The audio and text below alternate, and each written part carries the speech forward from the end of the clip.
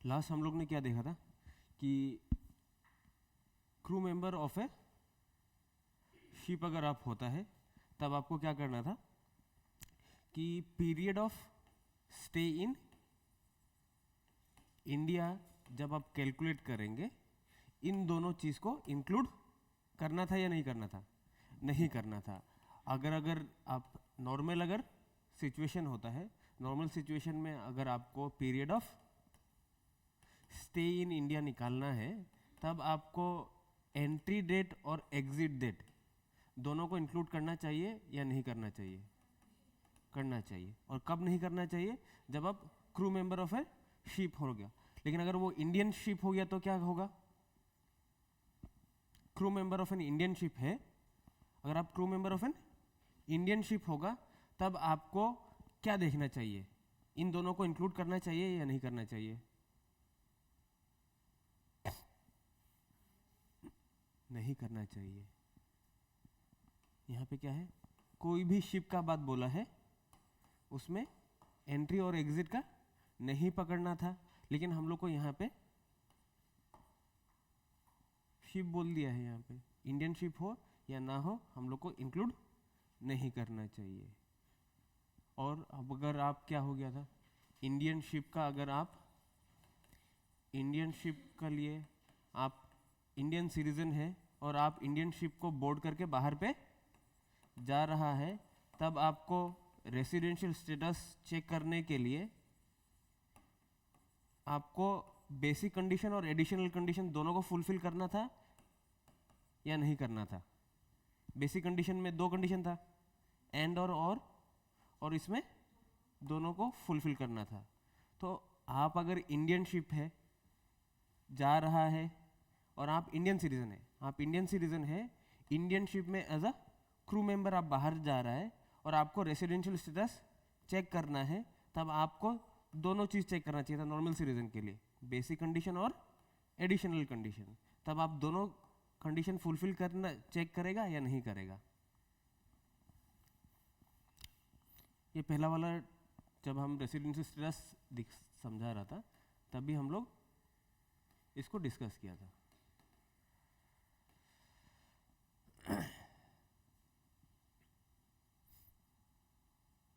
आपको क्या करना था कि हम लोग को एडिशनल कंडीशंस को नहीं चेक करना था, ओनली बेसिक कंडीशन को चेक करना था। ठीक है, तो आप लोग को फिर से देखना पड़ेगा। तो इंडिविजुअल को ख़त्म हो गया था हम लोग का। अभी हम लोग आएंगे कहाँ पे? Residential status of other person. अभी अदर पर्सन डिस्कस करेंगे, फिर हम लोग इलस्ट्रेशन नंबर 5 हम लोग ऑलरेडी डिस्कस कर लिया था होगा, फिर उसके बाद में इलस्ट्रेशन में हम लोग जाएंगे। ठीक है, तो इंडिविजुअल का इलस्ट्रेशन हम मान के चल रहे हैं कि आप लोग को आइडिया आ गया होगा, आप लोग को रिवीजन का दरकार है। तो अभी हम लोग कहाँ पे हैं? इंडिविजुअल खत्म हो गया था हम लोग को, अभी हम लोग अदर पर्सन में आएंगे रेसिडेंशियल स्टेटस का। अदर पर्सन को क्या क्यों चाहिए हम लोग को? कि हमने क्या डिसाइड किया था कि on the basis of movement हम लोग को पर्सन को भी हम लोग डिवाइड किया था कि इंडिविजुअल और HUF और बाकी अदर पर्सन अलग से था। ठीक है, फिर इनमें से रेसिडेंट, नॉन रेसिडेंट, ROR और RNOR ऐसा करके था, और इसमें भी आपका RNR था।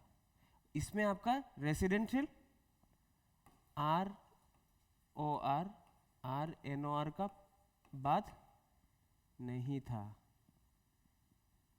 आप लोग को अगर आप लोग का बुक का पहला अगर पेज अगर आपको देखना है तब उसको देखिए। तो आप लोग जो पेज नंबर आपका इंट्रोडक्टरी पेज था उसमें देखिए, कंपनी में कभी लिखा है कि वो ऑर्डिनरी रेसिडेंट होगा या नॉट ऑर्डिनरी रेसिडेंट होगा बोल के? नहीं लिखा है। इसका मतलब क्या है? कोई भी कंपनी, फर्म, LLP कभी भी ऑर्डिनरी रेसिडेंट या नॉट ऑर्डिनरी रेसिडेंट नहीं हो सकता है। उनको हम लोग बाइफर्केशन ओनली 2 कैटेगरी में ही कर पाएगा, रेसिडेंट और नॉन रेसिडेंट। इंडिविजुअल HUF उन सबको हम लोग कहाँ पे कर पाएगा? रेसिडेंट एंड नॉन रेसिडेंट, फिर resident and ordinary resident, resident and not ordinary resident का बेसिस में कर पाता है। फिर अभी हम लोग आ गया HUF में। HUF कौन था? हिंदू अनडिवाइडेड फैमिली था। हिंदू अनडिवाइडेड फैमिली में एक फैमिली का हेड है जिनको हम लोग क्या बोलते हैं? कर्ता बोला जाता है।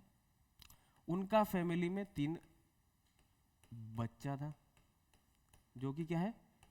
मेल है, और एक फीमेल था। और फीमेल का, मेल और फीमेल का पकड़ लीजिए एक चाइल्ड हो गया जो कि क्या है? उसका ग्रैंड चाइल्ड है। ठीक है, तो ये क्या है? इस पूरा को हम लोग क्या बोल रहे हैं? हिंदू अनडिवाइडेड फैमिली बोल रहा था। तो अगर एक हिंदू अनडिवाइडेड फैमिली को रेसिडेंशियल स्टेटस हम लोग को चेक करना है, हम लोग को क्या सब हर एक मेंबर का इंडिविजुअली चेक करेगा रेसिडेंशियल स्टेटस? नहीं करना है। किसको देखना पड़ेगा तब?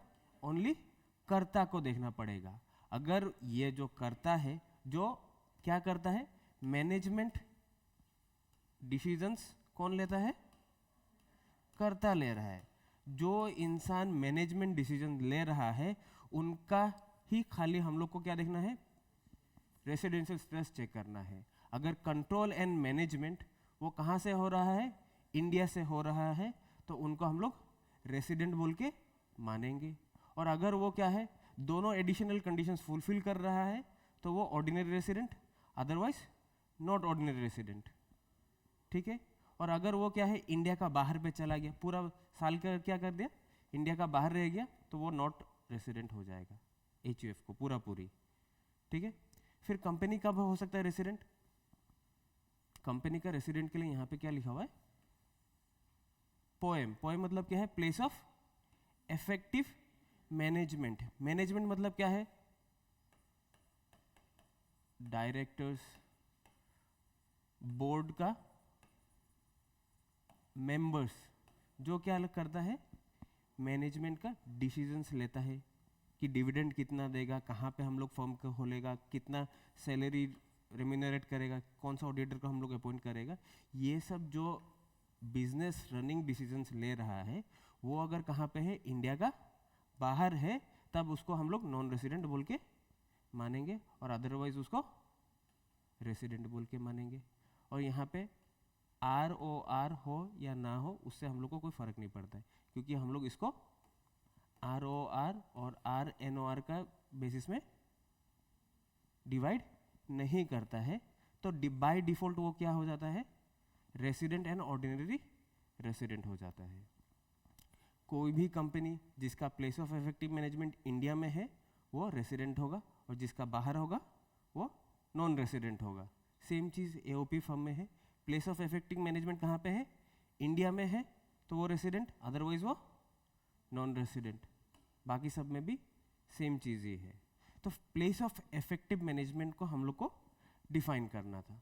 क्या है यहाँ पे लिखा हुआ है? It means a place where the management and commercial decisions that are necessary for the conduct of the business entity are made। जहाँ पे क्या है कि बिजनेस और कमर्शियल डिसीजंस जहाँ से लिया जा रहा है उसको। तो यहाँ पे कौन कौन था? बोर्ड ऑफ डायरेक्टर्स और बोर्ड मीटिंग में जो जो इंसान रहेगा। ठीक है,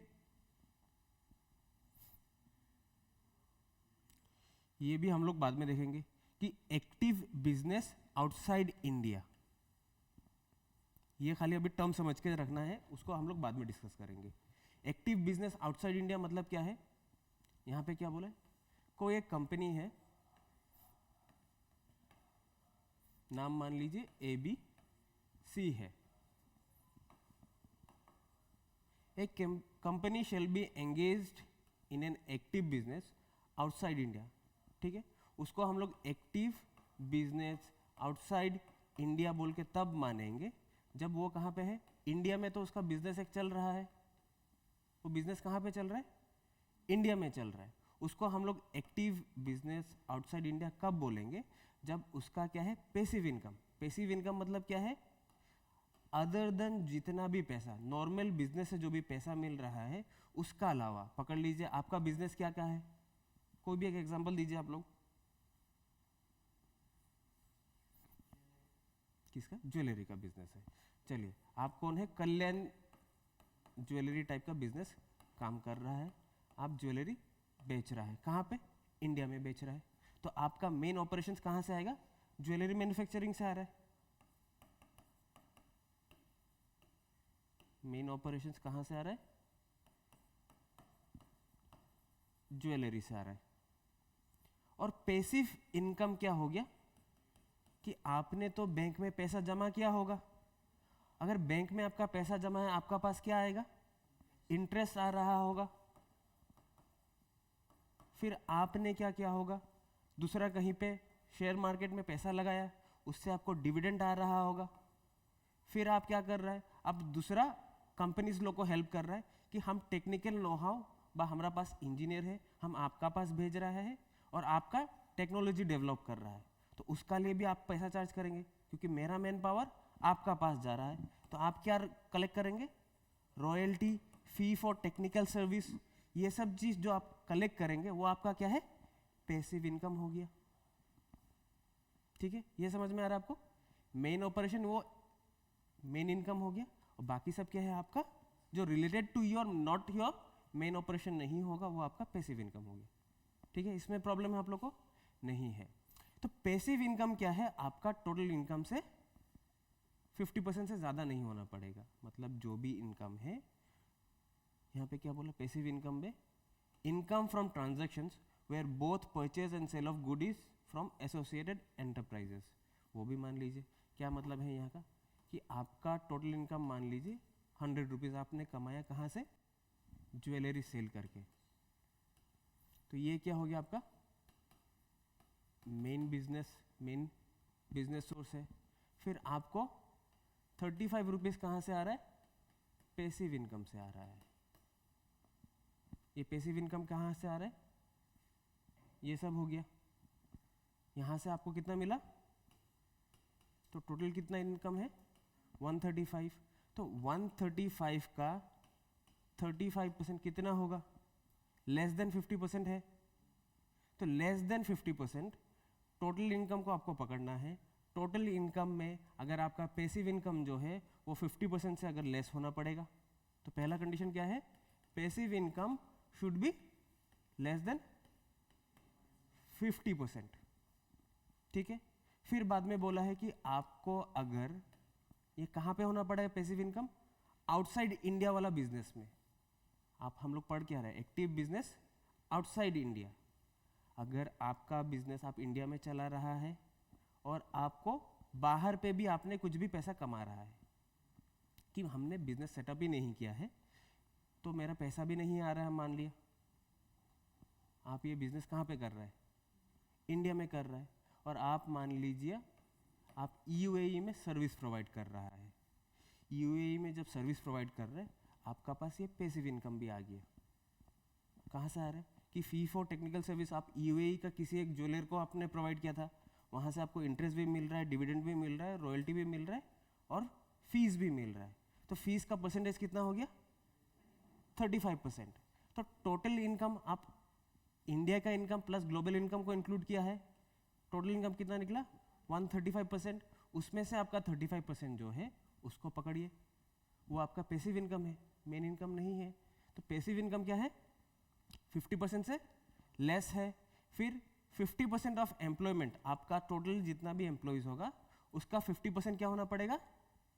इंडिया का बाहर पे रहना पड़ेगा। Less than 50% of total number of employees are situated in India और आर रेसिडेंट इन इंडिया। और फिर पेरोल एक्सपेंसेस जितना भी खर्चा हो रहा होगा, वो पेरोल का भी खर्चा आपका 50% से लेस होना पड़ेगा। तब जाके हम लोग क्या बोलेगा कि आपका ये बिजनेस जो है, जो बाहर पे चल रहा है, उसको एक्टिवली बिजनेस आउटसाइड इंडिया। ये जो बिजनेस आप यूएई में कर रहे हैं वो आपका एक्टिव बिजनेस है, लेकिन वो कहाँ पे है? आउटसाइड इंडिया में होना पड़ेगा। अदरवाइज क्या हो जाएगा? अगर आपका पैसा अगर क्या है, टोटल इनकम 50,000 से ज़्यादा है, एम्प्लॉयज़ भी 50% से ज़्यादा है, और एम्प्लॉयज़ का एक्सपेंसेस भी 50% से अगर ज़्यादा है, तब आप उसको उस कंपनी का, उस एरिया का, उस कंट्री का उसको कंपनी रजिस्टर करवाना पड़ेगा, और उसको नहीं तो सेपरेट एंटिटी बोल के मानना पड़ेगा। ठीक है।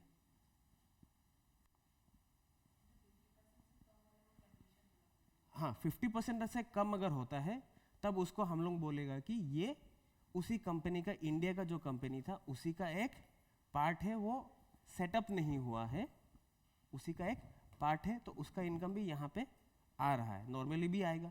अगर आप यहाँ पे इंडिया का एक कंपनी है और यूएई का एक कंपनी है, यहाँ पे आप क्या दिखाएगा कि ये मेरा, ये होल्डिंग कंपनी है, हम मेन कंपनी है, और ये मेरा सब्सिडियरी कंपनी है, ये बोल के दिखाएगा। लेकिन टैक्स तो ये कहाँ पे पेमेंट करेगा? यूएई में करेगा, क्योंकि ये इंडिया का था और ये यूएई का था, तो ये कहाँ पे पेमेंट करेगा? यूएई में करेगा। लेकिन अगर मेरा ये बिजनेस क्या है, इंडिया में चल रहा है, और बाकी सब एक्सपेंसेस क्या है, 50% से कम है, पेरोल भी 50% से कम है, तो पैसिव इनकम भी 50% से कम है, और मेरा एम्प्लॉयज़ भी 50% से वहाँ पे कम एलोकेटेड हुआ है, तब हम मानेगा कि जो भी पैसा हम लोग को मिल रहा है वो इंडिया में ही टैक्स लगना चाहिए, क्योंकि वो बिजनेस इंडिया से कंट्रोल हो रहा है, उसका उधर पे हम लोग टैक्स ज़्यादा पेमेंट नहीं करेगा। क्योंकि क्यों नहीं करेगा? क्योंकि 50% ऑफ इनकम, ज़्यादातर इनकम कहाँ पे हो रहा है? इंडिया में हो रहा है। अगर 50% से ज़्यादा होता तो मतलब हम कहाँ पे ज़्यादा है?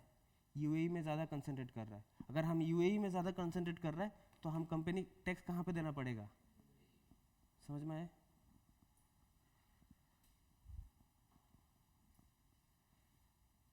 चलिए अभी हम लोग जाएंगे एग्जाम्पल्स में। आप लोग का एग्जाम्पल नंबर कौन सा होगा आपका? 6। पेज नंबर आप बता दीजिए तो कोई।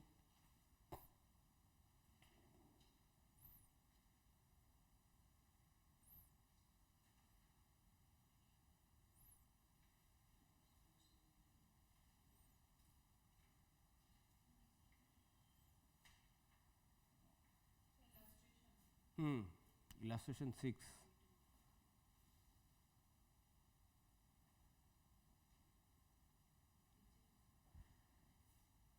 ठीक है, यहाँ पे कौन है? मिस पाल है, जो कि कौन है? इंडियन सिटीजन है। तो सिटीजनशिप हम लोग को देखना चाहिए या नहीं? नहीं देखना चाहिए? नहीं देखना चाहिए। तो सिटीजनशिप मैटर ही नहीं करता है, ये बात सही है या गलत है? हम अभी जो बोला है कि सिटीजनशिप मैटर ही नहीं करता है, सही है या गलत है? कि आपने और एक चीज पढ़ा था, डीम्ड सिटीजन। डीम्ड सिटीजन में पहला कंडीशन क्या था? कि इंडियन सिटीजन होना पड़ेगा। तो सिटीजनशिप आपको देखना पड़ रहा है कि नहीं? देखना पड़ेगा। आपका टोटल इनकम 15 लाख से ज़्यादा होना पड़ेगा, और आपको बाहर पे टैक्स देना नहीं पड़ेगा। तो इंडियन सिटीजनशिप मैटर तब तक नहीं करता है जब तक आपका टोटल इनकम 15 लाख से ज़्यादा ना हो। ठीक है, तो अभी के लिए हम लोग मान लिया यहाँ पे इनकम का, टोटल इनकम का बात बोला है, अभी नहीं बोला है, तो अभी के लिए ये मैटर नहीं करता है। ठीक है, तो मिस पाल है जो इंडिया छोड़ के पहले बार कब गया है? अप्रैल 22 को निकल के गया है। तो हम लोग को पहला बेसिक जो रूल था कि हम लोग जब भी इंडिया छोड़ के जाएगा उस डेट को इंक्लूड करना था या नहीं करना था? डेट ऑफ एंट्री और डेट ऑफ एग्जिट करना था, तो करेक्ट। तो 1 तारीख को गया है तो मतलब हम 1 तारीख को इंडिया का पीरियड ऑफ स्टे हम लिख के रख रहे हैं यहाँ पे। तो 1 तारीख को तो हम रहा था, तो 1 दिन हम इंडिया में रहा है। तो वो कहाँ पे जा रहा है? टोक्यो। किस लिए जा रहा है? जॉब के लिए। अगर आप लोग को अगर पता होगा कि 6(1) जो बेसिक कंडीशन था और 6 था क्या एडिशनल कंडीशंस, ये दोनों को हम लोग को पहले क्या करना था? चेक करना था फॉर रेसिडेंशियल स्टेटस। लेकिन उसका एक एक्सेप्शंस भी था, 3 एक्सेप्शंस। क्या क्या था? Indian citizen visiting India, crew member, और फिर एम्प्लॉयमेंट, तो ये एम्प्लॉयमेंट में जा रहा है कि नहीं? तब ये 3 कंडीशन जब होता है तब हम लोग को एडिशनल कंडीशंस को नहीं देखना था। तो अभी हम लोग क्या खाली चेक करेंगे? ओनली बेसिक कंडीशन चेक करेंगे, ठीक है? तो she came back to India on 11 January 2022। बीच में तो रहा नहीं, तो बीच का हम लोग गिनती भी नहीं करेंगे। तो 11 को आया है तो 11 को इंक्लूड करना चाहिए। 11 से मार्च जनवरी 31 तक कितना दिन होता है आपका? 11 जनवरी से 31 जनवरी कितना दिन होता है? अप्रैल में उसने रहा 1 दिन, जनवरी में कितना दिन रहा? 21। किस लिए हुआ? 31 माइनस 11 होने से कितना होता है? 20। लेकिन इस 1 तारीख को पकड़ना है कि नहीं? तो ये 21 हो जाएगा, तो ये 21 हुई है। फिर उसका बाद में तो इंडिया में ही है, जनवरी में इंडिया में एंट्री कर दिया है, तो फरवरी में कितना दिन रहा होगा? 28। वो भी आप कैसे डिसाइड करेंगे? प्रीवियस ईयर कौन सा है? 2022। अगर लीप ईयर हुआ तो 29, अगर नहीं हुआ तो 28। तो ये लीप ईयर था या नहीं था? नहीं था। आप लोग अगर आंसर देख देंगे तो बढ़िया बात है। तो 28 हो गया। फिर बाद में मार्च में कितना दिन होता है? 31 होता है। तब आप जनवरी में 1 दिन हो गया था, फिर अप्रैल में आप 1 दिन रहा था, जनवरी में आप 21, फरवरी में 28, मार्च पे आप 31। टोटल कितना दिन रहा आप? कितना दिन रहा आप? ठीक है। तो अभी हम लोग को कौन सा ईयर का डिटरमाइन करना था? Previous year 22, 23। तो ये हम लोग किसका देखा? प्रीवियस ईयर का देख लिया 81। तो वो अभी प्रीवियस ईयर कौन सा था? 22, 23 था। हाँ ठीक है। तो पहला कंडीशन क्या था? Basic condition. पहला basic condition residential status under section subsection 6 subsection 1 क्या था? 182 days और more in a previous year. 182 days से ज़्यादा रहा है? नहीं रहा है, तो पहला बेसिक कंडीशन नहीं हुआ है। सेकेंड कंडीशन में क्या था? More than 60 days in the, तो मोर देन 60 डेज है, लेकिन उसका साथ में भी एंड था। एंड में क्या था कि 365 days in the preceding 4 years रहना पड़ेगा। तो हम लोग को देखना पड़ेगा कि उसको प्रीसीडिंग क्या है? प्रीसीडिंग 4 ईयर्स में उसको इंडिया में रहना चाहिए था। तो प्रीसीडिंग 4 ईयर्स में इंडिया में रहा है कि नहीं वो तो चेक करना पड़ेगा। ये तो पता चल गया प्रीसीडिंग 4 ईयर्स में इंडिया में रहा था कि नहीं, ये आप लोग बताइए तो कैसे पता चला आपको? 1 अप्रैल को, क्योंकि फर्स्ट टाइम गया है। उसका पहले तो कभी इंडिया छोड़ा ही नहीं था, तो वो क्या है अभी? रेसिडेंट हुआ या नहीं हुआ? हुआ। ठीक है। यहां पे क्या बोल दिया आपका? क्यों बोला है?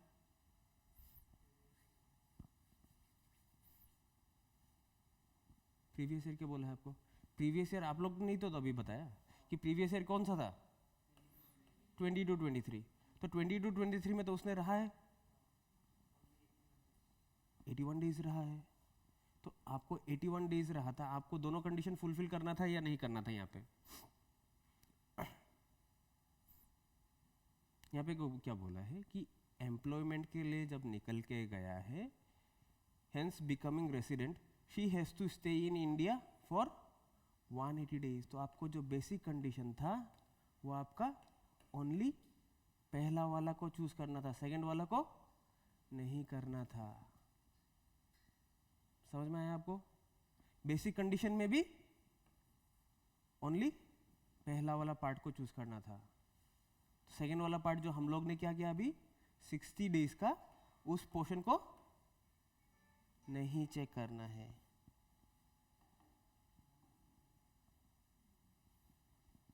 तो आप लोग ने क्या किया, लास्ट क्लास में जो पढ़ा था खत्म कर दिया। ठीक है, चलिए फिर से अभी हम लोग आएंगे। ये तो बढ़िया है।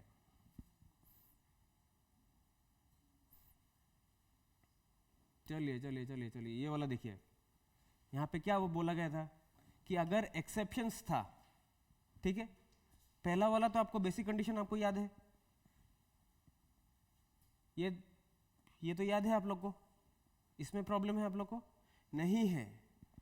लेकिन यहाँ पे क्यों प्रॉब्लम रह गया? एक्सेप्शन था, 3 चीज में था, इंडियन सिटीजन विजिट के लिए होना पड़ेगा, crew member of an Indian ship होना पड़ेगा, एब्रॉड एम्प्लॉयमेंट के जाना पड़ेगा, तब हम लोग ओनली फर्स्ट बेसिक कंडीशन को चूज करना था। आप लोग ने, चलिए फिर कौन सा आएगा अभी हम लोग,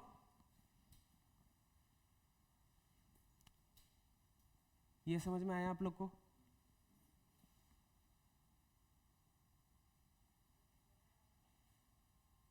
फिर 7 में कुछ है, इसमें भी आप लोग को प्रॉब्लम नहीं होना चाहिए। Resident, ordinary resident, resident not ordinary resident, हम लोग को आइडिया आ चुका है या नहीं आया है आप लोग को?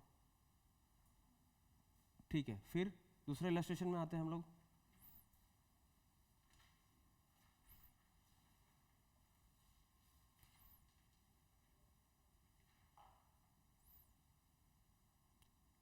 इलस्ट्रेशन नंबर 7 में आ जाते हैं, पेज नंबर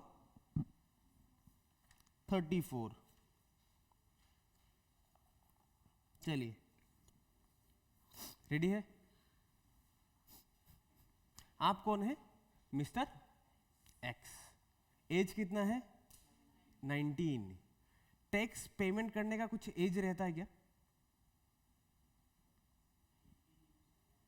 18 ईयर्स। आप क्या बोला? 18 ईयर्स से टैक्स पेमेंट करना चाहिए।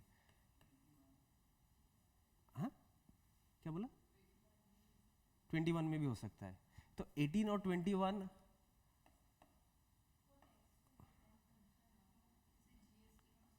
ठीक है, हाँ, उसमें एज नहीं मैटर करता है। ठीक है, कोई एक बोला है कि एज मैटर नहीं करता है, और आप प्लेजर का वो ऐड देखा है, और आप किसका ऐड देखा है? मैरिज एक्ट का कुछ, और क्या है? शादी.com का देख लिया आप। शादी कब करना है लड़का होने से? 18, लड़की होने से 21, और आप बोला कि मजा तो सबको आना चाहिए, तो एज मैटर नहीं करता है। अब पहला आंसर, करेक्ट आंसर क्या होगा कि स्लैब में ही लिखा हुआ है। जो टैक्स रेट हम लोग ने पढ़ा था, टैक्स में क्या था? 0 to 60 एक स्लैब था, तो अंडर एज 60 जो भी एज होगा टैक्स देना पड़ेगा। तो अगर हम बोल दिया कि अंडर एज 60 देना पड़ेगा, तो 60 to 80 देना नहीं पड़ता, देना पड़ेगा। अबव 80 देना पड़ेगा, और अबव 100 देना पड़ेगा। तो जिंदा जितना साल है देते रहो। चलो, तो इसमें प्रॉब्लम नहीं है आपको, इसमें भी प्रॉब्लम नहीं है। तो यहाँ पे क्या देखना है? Left India for the first time कब छोड़ के गया था?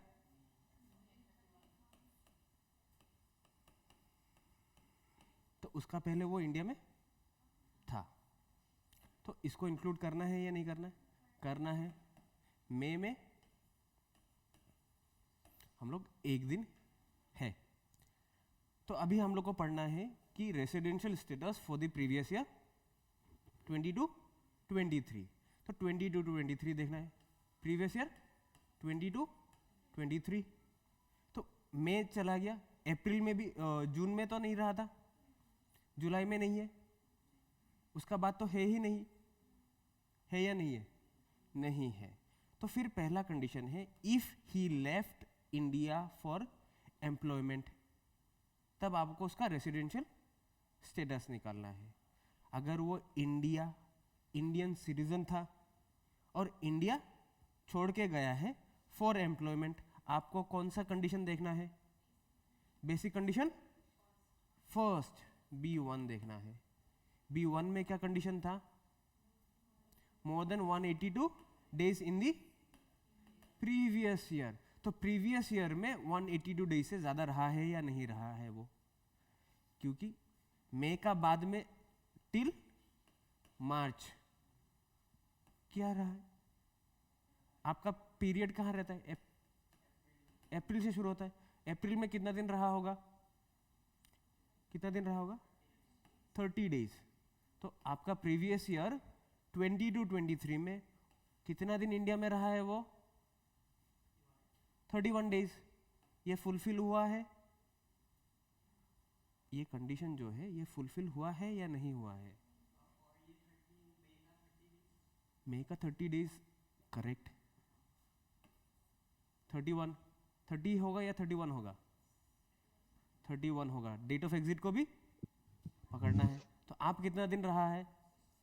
61। तो पहला कंडीशन तब भी फुलफिल हुआ है? नहीं हुआ है। तो आप क्या हो गया यहाँ पे? नॉन रेसिडेंट हो गया है। और he left India on world tour, ये कौन है? अभी सिंगर बन गया। तब भी अभी आपका आंसर चेंज होगा या सेम रहेगा? तब तो आपको पास क्या रहेगा? चेंज होगा। तब आपको बेसिक कंडीशन नहीं देखना है, आपको दोनों देखना पड़ेगा। बेसिक कंडीशन 1 को ओनली नहीं देखना, आपको B1 को भी देखना है, B2 को भी देखना है। तो आपका B1 तो कैंसल आउट हो गया। B2 में 60 डेज से ज्यादा है कि नहीं? 61 डेज। तो पहला ये फुलफिल हो गया। फिर एंड क्या था? 365 days out of 4 relevant previous year. उसमें तो वो इंडिया में ही था, तो वो रेसिडेंट हो गया। फिर अभी हम लोग देखेंगे कि वो ऑर्डिनरी रेसिडेंट है या नॉट ऑर्डिनरी रेसिडेंट। इन दी क्या है? प्रीवियस 10 ईयर्स में, आउट ऑफ 10 प्रीवियस ईयर आपको 2 साल इंडिया में रहना पड़ेगा। वो तो पहली बार वो इंडिया छोड़ के गया था, तो वो इंडिया में है ही। फिर 2 कंडीशन फुलफिल करना था, ये पहला वाला कर दिया। 735 आउट ऑफ 7 years. 7 ईयर्स, इसमें भी ये फुलफिल किया है कि नहीं? किया है। तो ये क्या हो गया? Resident and ordinary resident. Problem है यहां पे किसी को? आप लोग एक बार आंसर भी देख लीजिए, फिर उसका बाद बताइए हमको।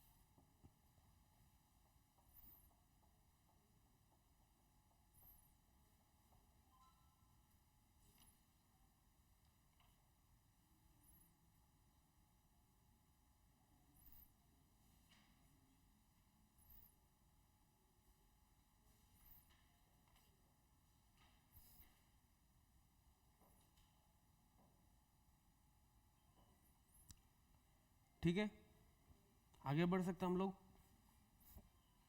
चलिए, आज का लास्ट इलस्ट्रेशन 8 देखता है। यहाँ पे भी फिर कौन है? एक्स हो गया, 19 साल से बड़ा हो गया, वो भी बड़ा हो गया आ गया। ठीक है, फिर आ गया इंडिया। एक्स फिर क्या हो गया? Came to India for the first time. तो ये कौन है? फॉरेन नेशनल है, फॉरेन सिटीजन है। वो कहाँ पे आया है? इंडिया आया है। पहले दिन आया है। पहला दिन कौन सा था? 24 जुलाई। तो अभी हम लोग पहला दिन पकड़ लेता है, 24 जुलाई होने से 7 और 18, तो डेट ऑफ एंट्री को तो पकड़ेंगे। तो जुलाई में कितना दिन रहता है बताइए, ये वाला सीखा था आप लोग, बताइए। जुलाई 30, 31 days। ठीक है, बढ़िया, यही चाहिए हमको। बताइए कितना दिन होगा? 7। कैसे 7 होता है, या उसको भी पकड़ना है कि नहीं? 31 minus 24 is how much? 7 + 1 is 8। उसको उस दिन को भी पकड़ना पड़ेगा। तो आपको कितना, जुलाई में कितना दिन रह गया वो? जुलाई में 8 डेज था, ठीक है, जो कि यहाँ पे है। समझ में आया आपको? फिर from July 2018 to December 25, 2019 he was in India. जुलाई 24 से तो वो कहाँ पे है? इंडिया में है। तो जुलाई तो हमने कवर कर लिया 8 दिन। फिर अप टू दिसंबर 25, तो दिसंबर तक मुझे प्रॉब्लम नहीं होना चाहिए। अगस्त पूरा दिन रहा, पूरा दिन मतलब पूरा महीना रहा। सितंबर, अक्टूबर, नवंबर पूरा महीना रहा, ठीक है। फिर दिसंबर में क्या है? दिसंबर नेक्स्ट ईयर कैसे हो गया? 2019 है, यहाँ पे तो दिसंबर में 2019 ही होगा। दिसंबर ये कौन सा है? अच्छा ये दूसरा हो गया। तो दिसंबर में भी सेम है, जनवरी भी सेम है, फरवरी मार्च सेम है, अप्रैल मई जून जुलाई अगस्त, तो आपको यहाँ तक पकड़ लिया आप लोग, ठीक है। तो इसमें तो आपको प्रॉब्लम ही नहीं है। इस महीना, इस साल में कितना रहा? 269, और इस साल में आपका 251 डेज रहा है। फिर बाद में क्या बोला है? Again he came back to India on August 5, 2022। तो 20 में नहीं रहा, 21-22 में नहीं रहा, 22-23 में वो आया है। 22-23 में कब आया है? August 5, 05-08-22, ठीक है। तो अगस्त में कितना दिन है? 31 - 5 इज हाउ मच? कितना होगा? 26, और उसको इंक्लूड पकड़ने से 27, तो आपका 27 डेज आ गया। अगस्त से फिर came back to for employment purpose. अगर इंडियन सिटीजन एम्प्लॉयमेंट पर्पस के लिए बाहर जाता है तब हम लोग एक्सेप्शन देखते हैं, लेकिन उल्टा साइड हम लोग नहीं देखेंगे। And left India on November, तो फिर नवंबर को निकल के चला गया। 25 तारीख को पकड़ना है, पकड़ लिया हम लोग। नवंबर को 25 डेज रहा है, बाकी तो रहा ही था, और परमानेंटली उसका बाद में निकल के चला गया। तो फिर हम लोग को रेसिडेंशियल स्टेटस देखना है फॉर द प्रीवियस ईयर 22-23, अगर वो फॉरेन सिटीजन हुआ है। अगर वो फॉरेन सिटीजन है तब हम लोग को क्या देखना पड़ेगा? फॉरेन सिटीजन से हम लोग को सिटीजनशिप से मेंटेन मतलब होता है या नहीं होता है? नहीं होता है, क्योंकि यहाँ पे तो इनकम का बात बोला नहीं है, तो मतलब नहीं होता है। अगर मतलब नहीं होता है तब हम लोग को B1 एंड B2 चेक करना पड़ेगा। तो B1 में क्या था? 182 डेज, जो कि प्रीवियस ईयर में नहीं है। फिर 60 प्रीवियस ईयर में है, एंड क्या था? 365 आउट ऑफ 4 प्रीवियस ईयर्स। तो 365 होता है कि नहीं? यहाँ पे तो इन दोनों को, इसको तो पकड़ना ही नहीं था, इन दोनों को पकड़िए। आउट ऑफ 4 प्रीवियस ईयर इसका हो गया। देखा देखिए आपका 400 से ज़्यादा आ रहा है, तो ये यहाँ पे क्या हो गया? रेसिडेंट है। फिर अभी हम लोग को देखना है ऑर्डिनरी है या नॉट ऑर्डिनरी है। ऑर्डिनरी होने के लिए फिर से 2 कंडीशन था, 2 आउट ऑफ 10, 735 आउट ऑफ 7, ठीक है। तो इस साल में वो रेसिडेंट है या नहीं है? Out of 10 previous year he should have been resident for 2 years। तो ये 2 साल में वो रेसिडेंट था या नहीं था? नहीं था कैसे? आपको कौन सा प्रीवियस ईयर देखना पड़ेगा? आपका प्रीवियस ईयर कौन सा है? 2022-23। उसका आगे का प्रीवियस ईयर कौन सा है?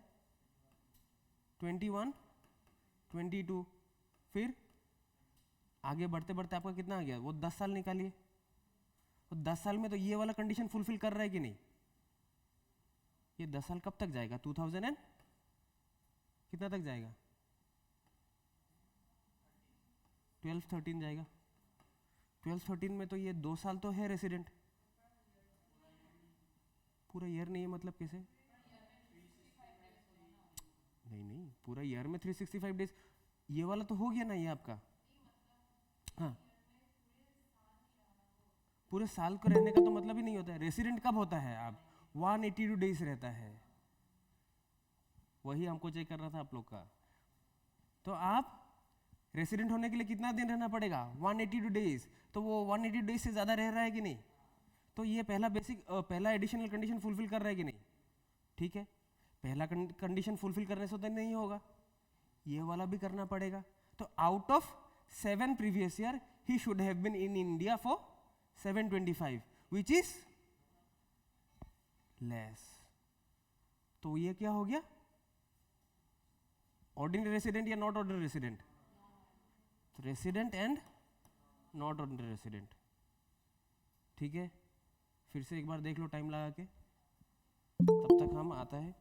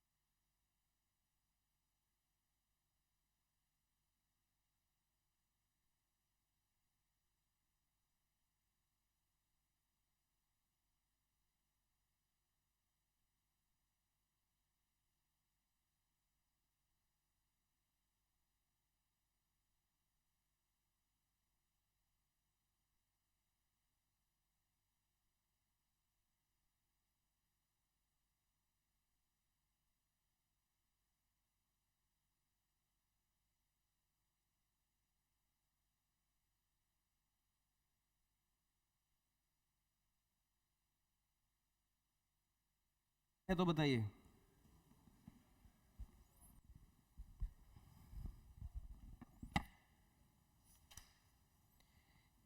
फिर आप लोग कहाँ पे आएगा? आप लोग का बुक का जहाँ पे भी सेक्शन 5 लिखा होगा ऐसे। हाँ बोलिए। ठीक है,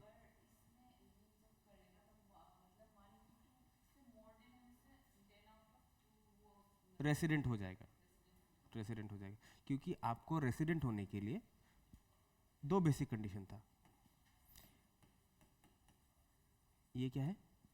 रेसिडेंट होने के लिए आपका पास बेसिक कंडीशन है।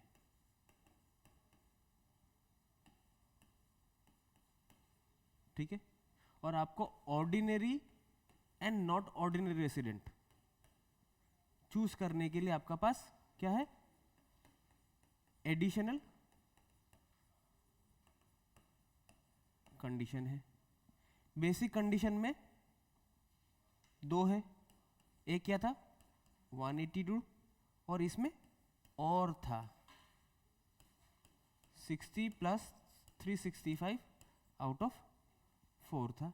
इसमें भी 2 है, 2 आउट ऑफ 10, और बीच में एंड था 735 आउट ऑफ 7 था।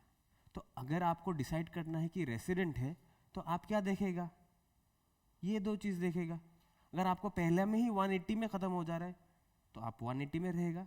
अगर आपको पता है कि प्रीवियस ईयर में वो 60 डेज रहा है तो आप सेकंड कंडीशन में आएगा।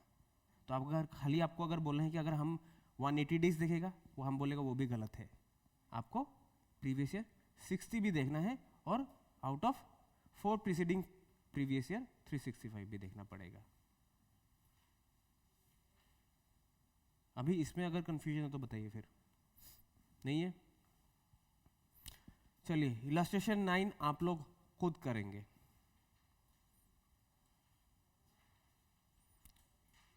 और ये सब भी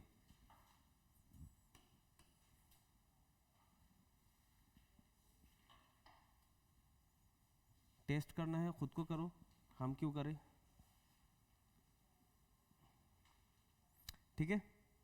फिर बाद में क्या आ जाता है हम लोग, इंसिडेंस ऑफ टैक्स सेक्शन 5 जो हम लोग ने डिस्कस कर लिया था। फिर से अभी हम लोग 5 मिनट में डिस्कस करेंगे सही से। क्या है ये आपको पता चल गया अभी, resident and ordinary resident, resident and not ordinary resident और नॉन रेसिडेंट। अभी आप लोग को आइडिया सही से लग गया है। यहाँ पे हम लोग ने क्या बोला था कि अगर आपको इंडिया में पैसा मिल रहा है इर्रेस्पेक्टिव ऑफ सिटीजनशिप और रेसिडेंशियल स्टेटस, तब आपको तीनों को ही टैक्स देना पड़ेगा। यहाँ पे क्या लिख दिया, इर्रेस्पेक्टिव ऑफ, आरएस मतलब रेसिडेंशियल स्टेटस। तो आपको कहाँ पे टैक्स देना पड़ेगा, इंडिया में टैक्स देना पड़ेगा। यहाँ पे और एक चीज अगर सही से देखेंगे, ये आपका कौन सा पेज में है,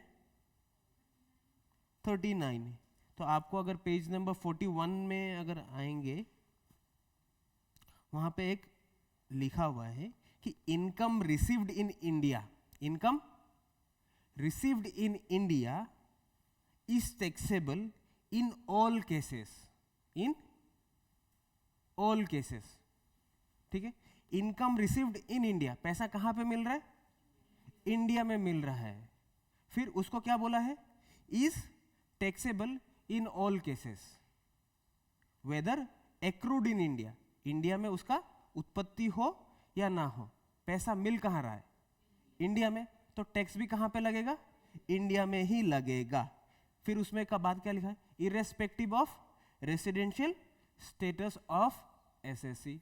तो इरेस्पेक्टिव ऑफ रेसिडेंशियल स्टेटस, अगर आपको कोई भी पैसा इंडिया में मिल रहा है, टैक्स भी कहां पे देना पड़ेगा, इंडिया में देना पड़ेगा, ठीक है। फिर से आप लोग अपना बुक में आ जाइए, पेज नंबर 39, ठीक है। ये पैसा कहां पे एक्रूड हो रहा था, इंडिया में, उसका उत्पत्ति कहां हो रहा था, इंडिया में, उत्पत्ति भी इंडिया में हुआ, रिसीव भी इंडिया में हुआ, तो टैक्सेबल तीनों को ही देना पड़ा। क्यों देना पड़ा, क्योंकि इंडिया का है। मोदी साहब को अपना पैसा छोड़ना नहीं होता है, ठीक है। फिर बाद में क्या है, India income accrued outside India. अभी हम लोग ने पढ़ा था कि पैसा कहीं पे भी जनरेट हो, अगर वो पैसा कहां पे मिल रहा है, इंडिया में मिल रहा है, तब भी सेम चीज, इरेस्पेक्टिव ऑफ रेसिडेंशियल स्टेटस, आपको टैक्स कहां पे देना पड़ेगा, इंडिया में देना पड़ेगा। इसमें भी प्रॉब्लम नहीं है हम लोग को। तो फिर यहां पे क्या है, income deemed or deemed to be accrued India, उत्पत्ति इंडिया का है। ब्रिटिश हम लोग को मार के चला गया, ब्रिटिश को हम लोग पकड़ नहीं पाया, लेकिन अभी आप लोग को तो पकड़ेगा आप लोग, ठीक है। पैसा कहां से कमा के गया आप लोग, इंडिया से, लेकिन पैसा कहां पे मिला, बाहर से, तब भी कहां पे देना पड़ेगा, इंडिया में। तो ये जब भी आएगा आपको किसका याद करना है, ब्रिटिश का, ठीक है। फिर बाद में कौन आ गया कि इनकम रिसीव्ड आउटसाइड इंडिया, कहां पे मिल रहा है, इंडिया का बाहर मिल रहा है, लेकिन जो बिजनेस है वो कहां का है, इंडिया का है। यहां पे पैसा कौन देगा, ये दे रहा है। ये क्यों दे रहा है, क्योंकि ये नॉर्मल सिटीजन है। और यहाँ पे कौन था, आपका एग्जाम्पल कौन था, यहाँ पे अक्षय कुमार था, सानिया मिर्जा था, और यहाँ पे विजय माल्या था। अक्षय कुमार को देना पड़ा क्योंकि इंडिया में ही रह रहा है, तो यहाँ पे रह रहा है। सानिया मिर्जा को देना पड़ रहा है क्योंकि इंडिया का पैसा है, देना पड़ रहा है। ये नहीं दे रहा है क्योंकि पैसा कहाँ मिल रहा है, बाहर पे मिल रहा है। ये कहाँ पे रह रहा है, यूके में था, यूके का इंसान को पैसा मिल रहा है बाहर पे, तो टैक्स भी कहां पे दिया, वो बाहर पे दिया, ठीक है। ये कौन था, फिर यहां पे बिजनेस जो था वो आउटसाइड इंडिया का था। बिजनेस ये रहता रहा है पाकिस्तान में, और ये रह रहा था इंडिया में। इंडिया में रह रहा इंसान, पैसा कहां पे मिल रहा है, आउटसाइड इंडिया। बिजनेस भी कहां का है, आउटसाइड इंडिया, लेकिन हम कौन है? हम इंडियन है, टैक्स भी कहाँ पे देगा? इंडिया में दे रहा है। बिजनेस कहाँ का है? बाहर का है। पैसा भी कहाँ पे मिल रहा है? Business outside India, received outside India, और हम जो है इंसान, इंडिविजुअल, वो भी आउटसाइड इंडिया। तो टैक्स इंडिया में क्यों देगा? समझ में आया? Business outside India, received outside India, individual, non resident है तो वो इंडिया का है ही नहीं, नहीं दिया। ठीक है, फिर उसका बाद ये वाला मजा चाहिए, ये आप कर लोग के लिए। ठीक है, ये आप लोग एक बार पढ़िए, उसका बाद हम बताएगा क्या है। Income accrued and received outside India, मतलब क्या है? इनकम कहां पे मिल रहा है? बाहर मिल रहा है। बाहर, इट मेक्स, क्या बोला है? It makes no difference if the same is later remitted to India. इसका मतलब क्या है? आप बाहर पे कोई भी पैसा मिले, जैसे मान लीजिए किसी ने बोला था कि दाऊद इब्राहिम, उसको मिल रहा है कहीं पे बम फोड़ने का पैसा, मिला, कितना मिला? 50 करोड़ मिल लिया मान लीजिए। ये जो पैसा मिला कहाँ पे मिला? बाहर मिला, और उसका ऊपर में टैक्स भी नहीं लगा। फिर आया कहाँ पे ये पैसा? कहाँ पे आया होगा? लेटर रेमिटेड टू इंडिया, मतलब क्या है? इंडिया का अंदर लाया गया। तो ये पैसा आया कहाँ पे? इंडिया में आया। लेकिन टैक्स किसको देना पड़ेगा? अगर वो इंडियन होता है उसको देना पड़ेगा, अदरवाइज बाकी किसी को नहीं देना पड़ेगा। अगर आप इंडियन हैं, अगर दाऊद इब्राहिम अगर इंडियन होता, जो कि अभी नहीं है, क्या है? दाऊद इब्राहिम अगर इंडियन होता, इंडियन रेसिडेंट होता, वो तो रेसिडेंट है ही नहीं दाऊद इब्राहिम। अगर आप रेसिडेंट होता, जैसे अभी यहाँ पे पकड़ लीजिए, दाऊद इब्राहिम को भूल जाइए, अभी कौन है? अक्षय कुमार है, जो कि क्या है? इंडियन है, इंडियन रेसिडेंट है। इंडियन रेसिडेंट को अगर इंडिया का बाहर पैसा मिल रहा है और वो पैसा क्या हो रहा है? इंडिया में ला रहा है, तब जाके टैक्सेबल होगा, और बाकी दोनों को तो नहीं होगा क्योंकि इंडिया का बाहर का पैसा है। फिर बाद में क्या है? इनकम एक्रूड और रिसीव्ड आउटसाइड इंडिया मिल रहा है in the preceding previous year. Previous year का, ये तो प्रीवियस ईयर का पैसा है, ये लास्ट ईयर का पैसा है, और आप लास्ट ईयर ही लेके आ गया इंडिया में, तब टैक्स लगा है। लास्ट ईयर का पैसा लास्ट ईयर ही इंडिया में ला रहा है, मतलब ये मान लीजिए ये फाइनेंशियल ईयर 23-24 का पैसा दुबई में अक्षय कुमार ने सिंगिस ब्लिंग बनाया, सिंगिस ब्लिंग का मूवी बनाया, बना के पैसा कहाँ पे लाया? इंडिया में लाया, टैक्स कहाँ पे दिया? इंडिया में दिया। ये समझ में आ गया? लेकिन अगर वो 2019 में सिंगिस किंग बनाया था, तो सिंगिस किंग का पैसा जब अगर बोला कि हमको 2019 में नहीं मिला, अभी हम 2024 में ये सेम पैसा अभी ला रहा है, नहीं देना पड़ेगा। तो आप पैसा कमा के रख के आ जाओ, फिर बहुत साल बाद आओ तो टैक्स नहीं देगा। ठीक है, चलिए इलास्ट्रेशन नंबर 10 करते हैं। आप लोग अभी क्या करिए? आप लोग उस टेबल का ऊपर कंसंट्रेट करिए। कौन सा था? ऊपर वाला जो आप लोग ने देखा था। और अगर इससे भी अगर आपको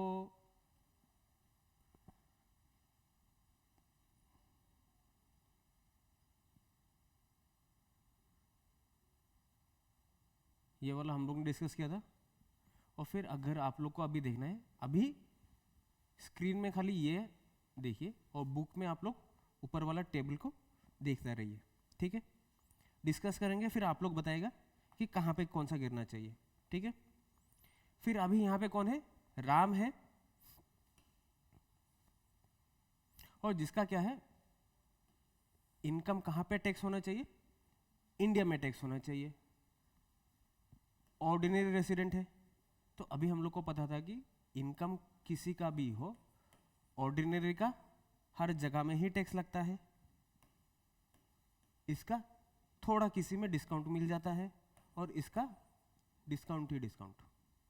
ठीक है, तो पहला वाला में हम लोग देखेंगे कौन है हम, ऑर्डिनरी रेसिडेंट। इसका तो सब में ही टैक्स लगना चाहिए। ठीक है, तो वो हम लोग एक साइड से इनकम वाइज डिसाइड करेंगे। ठीक है, सैलरी रिसीव्ड इन इंडिया, ये तो हम लोग को पता चल गया कि इंडिया में पैसा मिला तो किसको देना चाहिए, पहला वाला, पहला कंडीशन में था आपका। अगर इंडिया में पैसा मिल रहा है, वो ऑर्डिनरी रेसिडेंट, इसको तीनों को टैक्सेबल होगा या नहीं होगा। पहला बात, इसको टैक्सेबल होगा या नहीं होगा, इसमें डाउट नहीं है। ये क्या था, सैलरी के लिए था। ठीक है, इन भाई साहब को लगेगा कि नहीं, अगर वो हम नॉट रेसिडेंट हो गया, लगेगा, डाउट है। नॉन रेसिडेंट को टैक्सेबल होगा कि नहीं होगा। Received in India from an employer of UK, होगा या नहीं होगा, क्योंकि पहले हम लोग ने कहा बोला था कि सैलरी अगर कहां पे मिल रहा है, इंडिया में अगर पैसा मिल रहा है तो टैक्स कहां पे लगेगा, इंडिया में लगेगा, इरेस्पेक्टिव ऑफ सिटीजनशिप, एम्प्लॉयमेंट, कुछ भी हो। ठीक है, सेकंड में कहां पे आ रहा है, टी बिजनेस। टी बिजनेस कहां का है, accrued outside India, income accrued outside India, received, और कंट्रोल कहां से कर रहा है, इंडिया से, लेकिन कंट्रोल कहां पे है, तो इंडिया का पैसा हुआ, तो टैक्स किसको लगना चाहिए, तीनों को या एक को। इनकम रिसीव्ड आउटसाइड इंडिया मान लीजिए, लेकिन कंट्रोल्ड फ्रॉम इंडिया और एक्रूड फ्रॉम इंडिया, क्योंकि डिसीजन कहां से ले रहा है आप, इंडिया से ले रहा है, तो एक्रू भी कहां से हो रहा है, इंडिया से। पैसा तीनों को लगना चाहिए या एक को लगना चाहिए, इन भाई साहब को तो लगेगा ही, क्वेश्चन नहीं है। इनको लगेगा कि नहीं, सानिया मिर्जा को लगेगा कि नहीं, लगेगा, और इनको लगेगा क्योंकि इंडिया का पैसा है। फिर रिसीव्ड इन इंडिया 1/3 बोला है, ये तो पहले हम लोग को डाउट नहीं होना चाहिए कि 1/3 अगर 3000 का 1/3 अगर इंडिया में मिल रहा है, इंडिया में कोई भी पैसा मिलता है टैक्स तीनों में लगेगा, तो 10,000 लग गया। लेकिन बाकी 2/3 कहाँ पे मिल रहा है, कनाडा में मिल रहा है, तो बाकी जो 2/3 कनाडा में मिल रहा है, इन भाई साहब को तो लगेगा। क्यों लगेगा, क्योंकि ये इंडियन है, इंडिया है रेसिडेंट, मतलब क्या है, वो इंडियन हो गया अभी। लेकिन ये मेम साहब तो कहाँ पे था, पाकिस्तानी है। एक अगर पाकिस्तानी को कहाँ पे मिल रहा है पैसा, कनाडा में मिल रहा है, टैक्स इंडिया में देगा, नहीं देगा, तो टैक्स यहाँ पे लगेगा या नहीं लगेगा, नहीं लगेगा। एक यूके का सिटीजन को, एक ब्रिटिश को पैसा कहाँ पे मिल रहा है, कनाडा में मिल रहा है, टैक्स इंडिया में देगा या नहीं देगा, नहीं देगा। समझ में आ गया। तो थर्ड में क्या था, इंटरेस्ट खत्म हो गया हम लोग का। फोर्थ में क्या आ गया आपका, profit from a business in Mumbai, control from UK. लेकिन बिजनेस कहाँ का है, कंट्रोल कहीं पे भी हो, इंडिया बीच कंट्रोल भी इंडिया में हो, आया बिजनेस सेटअप ही इंडिया में हो, इंडिया कहीं पे भी आया ब्रिटिश छोड़ेगा नहीं। ठीक है, तो यहाँ पे कौन सा था, बिजनेस था। बिजनेस में कितना है, इन भाई साहब को देना पड़ेगा, कितना देना पड़ेगा, 1 लाख देना पड़ेगा। फिर इनको देना पड़ेगा कि नहीं, देना पड़ेगा। इनको देना पड़ेगा, क्यों देना पड़ा, इंडिया में है। फिर उसका बाद कहां पे आ गया था आपका, 5 में क्या है, टोक्यो। सेम चीज, पुराना साल का जमा चिट्ठा आप ला कब रहा है, अब ला रहा है, तो लगेगा किसी को, तीनों को नहीं लगेगा। अक्षय कुमार को भी नहीं लगा था, सिंग इज किंग बना के वो बच गया था, तो 2 लाख का फायदा, ये समझ में आ गया आपको। फिर बाद में क्या था, एक कौन सा ये मूवी था ना हम लोग का, टोक्यो वाला बिजनेस था, हाँ टोक्यो बिजनेस लिख रहा है इसको। फिर 7 में क्या आ गया, income from a property in India received in, तीनों में लगा, क्यों लगा, इंडिया का है।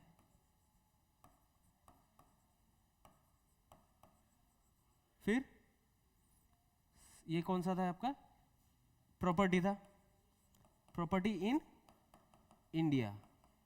फिर अभी कौन सा है, प्रॉपर्टी इन लंदन, लेकिन रिसिप्ट कहाँ पे हो रहा है, दिल्ली में। तो तीनों में लगेगा कि नहीं लगेगा, लगेगा। तो तीनों में कितना लगेगा, 1,50,000 है, 1,50,000 लगा, 1,50,000 लगा, 1,50,000 लगा।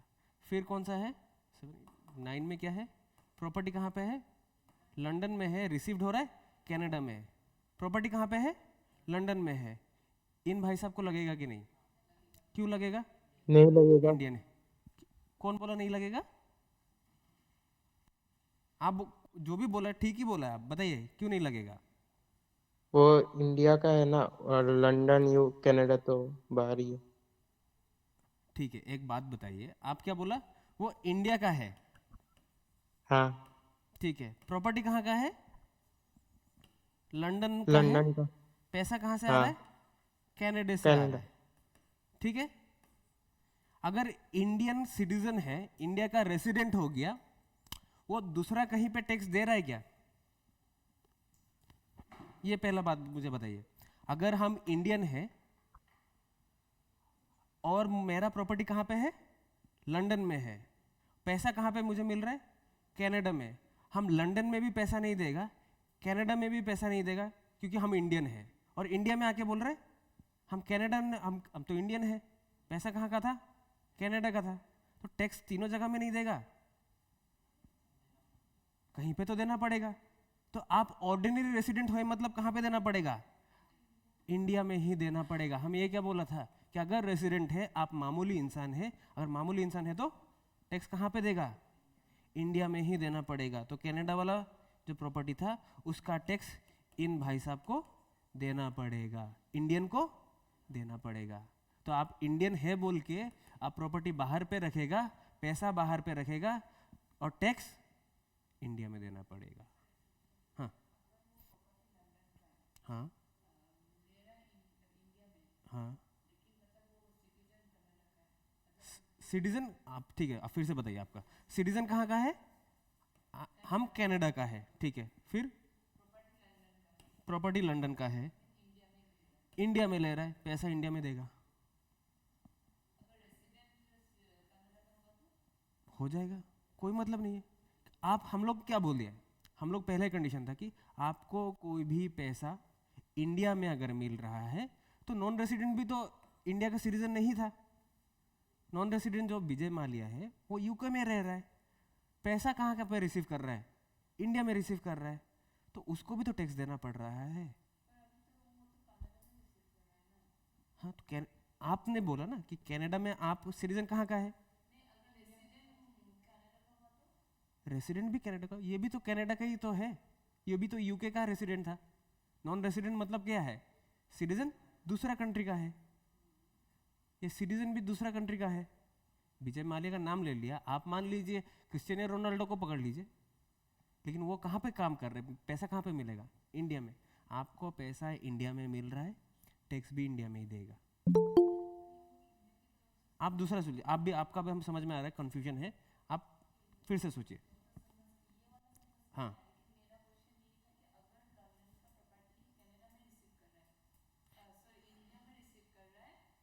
लंदन का प्रॉपर्टी है, property is in London, payment is being received in India. हाँ टैक्स इंडिया में देगा। हाँ इंडिया में, देखिए आप बोल रहे हैं कि रेसिडेंशियल, यहाँ पे जो इंडियन है, आप बोल रहे हैं कि अभी जब एक इंडियन होने के नाते हम रेसिडेंशियल स्टेटस को क्यों प्रायोरिटी दे रहे हैं, यहाँ पे तो हम लोग रेसिडेंशियल स्टेटस नहीं देख रहे, क्यों? एक इंडियन का वजह से हम लोग रेसिडेंशियल स्टेटस देखा है, एक कनाडा का रेसिडेंशियल स्टेटस क्यों नहीं देख रहा? अभी हम लोग बोल रहे हैं, ये बोलना चाहता है इंडियन है तो टैक्स कहाँ पे दिया? अब डोमिसाइल देखेगा, कहाँ पे रहने वाला है वो? इंडिया में रहने वाला है, ठीक है? इंडिया में रहने वाला है तो टैक्स इंडिया में दिया। आप बोल रहे हैं कि कनाडा में रहने वाला है तो कनाडा में दो, लेकिन इंडिया में जब भी पैसा आएगा व इंडिया में जब भी पैसा रिसीव होगा, आपको क्या करता है? गवर्नमेंट आपको बोलता है कि टीडीएस देना पड़ता है। टीडीएस मतलब क्या है? आपका जब भी पैसा आएगा उसका अगेंस्ट में पैसा काट के रख देता है 10%। हाँ, वही हम लोग पहले बात किया था कि DTA बोल के, डबल टैक्स एवोइडेंस एग्रीमेंट क्या रहता है कि आपको पकड़ लीजिए, आप कनाडा का था इंसान और आप कहाँ का है? इंडिया का है, कि हम कनाडा का सिटीजन है, लेकिन पैसा जब भी हम इंडिया में रिसीव करता है हमको तो टैक्स यहाँ पे देना पड़ गया, क्योंकि इंडिया बोलता है कि, कनाडा बोलता है कि आप कनाडा का सिटीजन है, टैक्स कनाडा पे दो। इंडिया बोलता है पैसा इंडिया में रिसीव हो रहा है, पैसा इंडिया में दो। तो इन दोनों में झगड़ा लग गया। तो इन दोनों का झगड़ा मिटाने के लिए क्या आ गया? Direct tax avoidance agreement. ये बोल रहा है, ये बोलता है कि आपको अगर जो चीज़ पहले होगा, अगर आपको इनकम पहले डिक्लेयर करेगा तो आप यहाँ पे टैक्स दे दो, और अगर आप पहले रिसीव करेगा तो पहले यहाँ पे टैक्स दे दो। ये कहाँ पे डिपेंड करता है? DTAA पे रहता है। DTAA बोलता है कि जहाँ पे भी पैसा जहाँ पे मिलेगा वहीं पे ही आपको पहले टैक्स दे देना है। तो टैक्स आपको पैसा कहाँ पे मिल रहा है? इंडिया में मिल रहा है, पहले वहीं पे दे दो, नहीं पड़ेगा आपको। फिर वहाँ पे डिक्लेयर इनकम जब दिखाएगा, आपको फिर दिखाना पड़ेगा कि हमारा इंडिया से इनकम इतना आया था और इंडिया का इनकम में हमने इतना टैक्स ऑलरेडी दे चुका था, तो ये टैक्स हम फिर से नहीं देगा। इसका मतलब ही वही है, डबल टैक्स एवॉइडेंस। एक बार जो टैक्स दे दिया फिर से हमको डबल टैक्स नहीं देना है, ठीक है? ये पूरा तो मिटा नहीं पाएगा अभी हम, छोड़िए, इरेजर से चलिए ये सेट कर सकते हैं ना।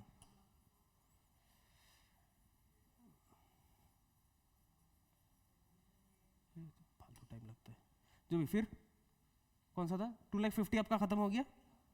फिर कौन सा था आपका? लास्ट था। पैसा कहाँ से है आपका? जाम्बिया से आपको पैसा मिल रहा है, लेकिन वो कंट्रोल कहाँ से हो रहा है? टर्की से। लेकिन आप कहाँ का इंसान है? इंडिया। इंडिया पे होने से आपको सब में देना ही पड़ेगा, आप ज़्यादा नहीं सोचने का। इंडिया अगर रेसिडेंट एंड ऑर्डर रेसिडेंट हो, सब चीज़ में पैसा देना पड़ेगा। इन भाई साहब को नहीं देना है, इन भाई साहब को नहीं देना है, वो अपना कंट्री में देगा, लेकिन इंडिया में तो नहीं देना है। कैलकुलेट करिए फिर देखिए आप लोग, ठीक है? सही है कि नहीं वो एक बार देख लीजिए आप लोग आपका। फिर अगर क्वेश्चन में प्रॉब्लम है तो फिर से बताइए। और जिनका प्रॉब्लम था लंदन और कनाडा लेके, उनका अगर फिर से अगर प्रॉब्लम अगर सॉल्व हो गया तो बताइए। अगर फिर से कन्फ्यूजन है तो फिर से डिस्कस कर सकते हैं हम लोग।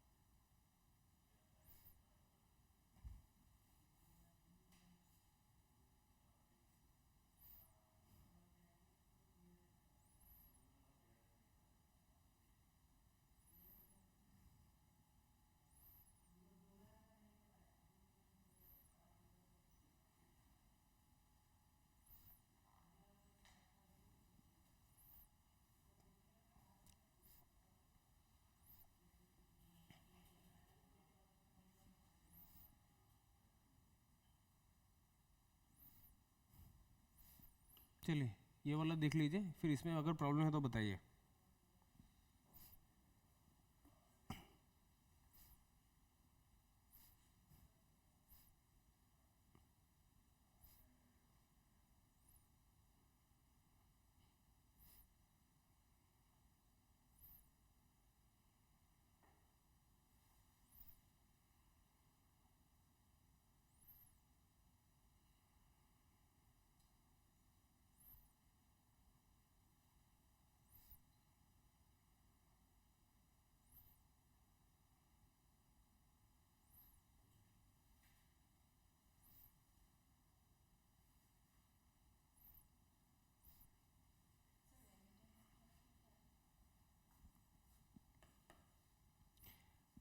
रिसिप्ट में तो प्रॉब्लम नहीं है आप लोग को। रिसिप्ट मतलब क्या है, जो पैसा आपको मिल रहा है, लेकिन यहाँ पे क्या है, on the first occasion. Income tax बोलता है कि रिसिप्ट का मतलब आपको जो भी पैसा मिल रहा है इन दी फर्स्ट ओकेजन, अगर आपको जो भी पैसा मिलेगा उसे हम लोग रिसिप्ट बोल के मानेंगे। मतलब अगर आपको कोई भी पैसा सेकेंड टाइम मिल रहा है तो वो आपका रिसिप्ट नहीं होगा। मतलब क्या है, सेकेंड टाइम का मतलब क्या होगा, सेकेंड टाइम अगर सेम चीज़ अगर आपको मिल रहा है उसको हम लोग बोलेंगे रेमिटेंस। रेमिटेंस मतलब क्या है, अगर आपको एक पैसा मिल चुका था, जैसे यहाँ पे एग्जांपल दे, सेम चीज़ एग्जांपल को हम लोग ले रहे हैं कि इन भाई साहब को पैसा कहाँ से मिल रहा था, इटालियन कंपनी से, मतलब इटली से पैसा कहाँ पे आ रहा था, इटालियन कंपनी इन जापान। तो ये कंपनी कहाँ पे था, जापान। पैसा कहाँ का है, इटली का है, जापान में पैसा मिला है, जापान से फिर कहाँ पे आ रहा है, इंडिया में आ रहा है। तो ये चीज़ जगह चेंज करके बार बार आया हो तब उसे हम लोग बोलेगा रेमिटेंस। ठीक है, जब अगर रेमिटेंस होगा तब उसको हम लोग इंडिया में रिसीव्ड हुआ है या इंडिया में एक्रू हुआ है बोल के नहीं मानेंगे।